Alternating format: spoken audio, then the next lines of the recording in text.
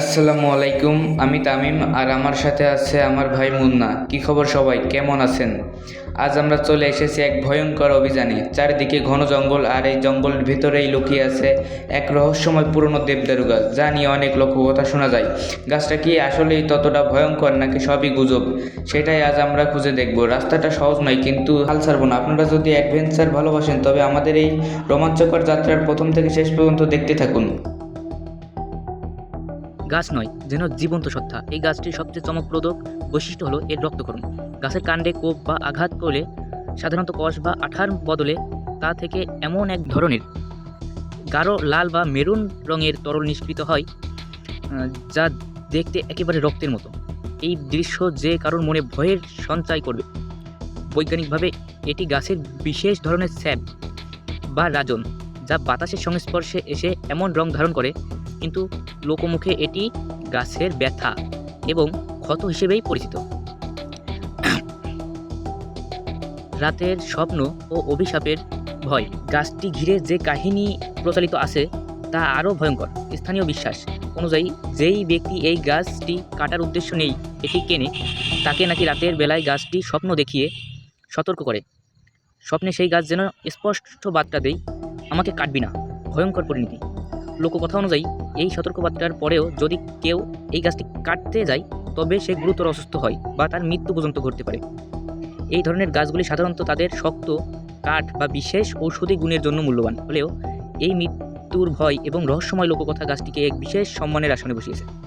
এটি বিজ্ঞান ও অন্ধবিশ্বাসের এক মিশ্রণ, যা স্থানীয় সংস্কৃতিতে এক গুরুত্বপূর্ণ স্থান দখল করে আছে। এই গাছ যেন প্রকৃতি ও জীবনকে রক্ষার এক নীরব রক্তিম শপথ। বিশ্বাস হচ্ছে না, আমরা এই গাছটার এত কাছে। লোককথা অনুযায়ী এই গাছকে কাটতে গেলেই নাকি তার মৃত্যু হয়, আর কাটলে এর কাণ্ড থেকে মানুষের রক্তের মতো কষ ঝরে। আমার সাথে আমার ভাই, তার অনেক ভয় লাগতেছে। সে আমাকে বলছে ভাই, চারপাশটা কেমন যেন থমথমে লাগছে, তাই না? কেউ যেন আমাদের দেখছে। তার অনেক ভয় লাগতেছে। আসলে এই গাছটা অনেক ভয়ঙ্কর। আমরা অনেক ভিতরে আসছি বাগানের। এই যে গাছটা দেখুন, একদম সাপের গায়ের মতো দেখা যাচ্ছে গাছটা। এত ভয়ঙ্কর গাছে আমি হাত দিয়ে রাখছি, এর তো অনেক সাহসিকতার ব্যাপার। এই যে দেখুন চারপাশটা কেমন, সব মিলিয়ে একটা থমথমে অবস্থা এই জায়গায়। এখানে আসলে কেউ আসে না, কাজ করে পাশে বিলে, কিন্তু এখানে কেউ আসে না। এখানে নাকি অনেক ভয়ঙ্কর জায়গা এটা। ওই যে দেখুন গাছের ডালগুলো কেমন, মনে হয় কেউ যেন বসে আছে তেমন। ওই যে কি একটা যেন দেখা যাচ্ছে, দেখুন দেখুন আপনারা দেখুন, ওই যে কেমন একটা জ্বলতেছে। ওই যে সাপ হয়ে কি গেছে আসলে আমরা ভাই, আমার তো ভয়তে হাত পা কাঁপতেছে আগের থেকে ভাই।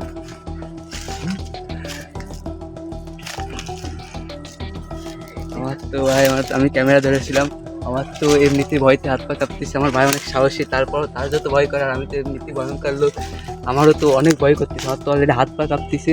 আরও পাশে রয়েছে কবর, আর এই গাছটার ঐতিহাসিক ঘটনা শুনে আমার অনেক ভয় লাগতেছে। এই গাছটার কাছে আমি আমার ভাইকে বললাম, আসা আমাদের যা, আমাদের ঠিক হবে না। পাশে আছে তারপরে কবরটা। একমাত্র আপনাদের জন্য এই গাছটার কাছে আমাদের আসা। আপনারা কমেন্টে বলবেন যে আমাদের এই গাছটার কাছে আসা উচিত হয়েছে কি হয়নি। আপনাদের জন্য একমাত্র আমরা ভিডিও করতেছি। এই গাছের ধারে যেতে আমার খুব ভয় করতেছে, তারপরেও আপনাদের জন্য, একমাত্র আপনাদের জন্য আমরা ভয় দূর করে এই গাছের কাছে এসে ভিডিও করতেছি।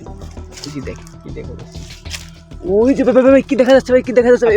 ওই দেখেন সাপ সাপ সাপ সাপ, এই যে সাপ, এই যে দেখ, ওই দেখেন আমরা ও এত ভাই, মনে হচ্ছে সাপ ভাই, এটা সাপ সাপ সাপ সাপ না রে। এই সাপ মনে হচ্ছে ভাই। পাশে কবর কি করলো ভাই, ওটা কি করলো ভাই? ও ভাই ভাই ভাই ভাই, চলো চলো, আর এক মুহূর্ত না, আর এখানে থাকা ঠিক নয়। আমার খুব অস্বস্তি লাগছে। গাছটাকে ধরার পর থেকে আমার হাতটা যেন কেমন ভারী লাগছে, যেন সেটার ঠান্ডা স্পর্শ এখনও রয়ে গেছে। আর দেখো গাছটা মনে হচ্ছে আমাদের দিকে এখনও তাকিয়ে রয়েছে। এটার দিকে আর একবারও তাকিও না, পিছনে আর একবারও তাকিও না তুমি।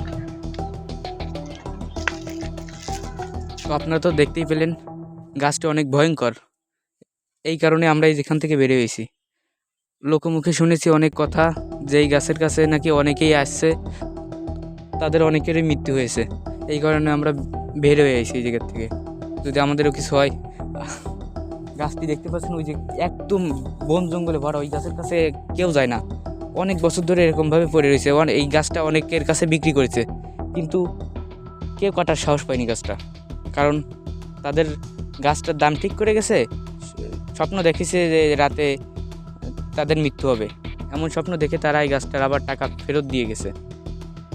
এমন একটি ভয়ঙ্কর জায়গায় আমরা আসছি আজ, আপনাদের তো ভালো করে দেখাতে পারলাম না, আমাদেরও ভয় লাগতেছে। বন্ধুরা, অবশেষে আমরা এই ফাঁকা মাঠে পৌঁছাতে পেরেছি, স্বস্তির নিঃশ্বাস। কিন্তু দেখুন এই যে দূরত্ব থেকেও জঙ্গলটা, আরও বিশেষ করে সেই দেবদারু গাছটা কেমন যেন অস্বাভাবিক লাগছে। আমরা নিশ্চিত ছিলাম না যে আমরা কি দেখছি, কিন্তু গাছটা থেকে যা বেরিয়ে আসছিল তার রক্ত ছাড়া অন্য কিছু হতে আপনারা তো পারে না। দেখতেই পেলেন কি ভয়ঙ্কর একটি ওই গাছটা।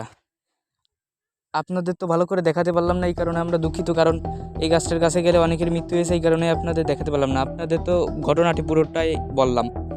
গাছটা দেখুন, ওই যে কি অবস্থা, এই যে একদম ওই অতটুকুর ভিতর এমন একটি ভয়ঙ্কর জায়গা, ওইখানে কেউ যায় না। এই যে মাঠের এই পাশে ওই পাশে অনেক লোক কাজ করে, কিন্তু ওর ভিতর কেউ যায় না, এই ভয়ঙ্কর জায়গা এই কারণে।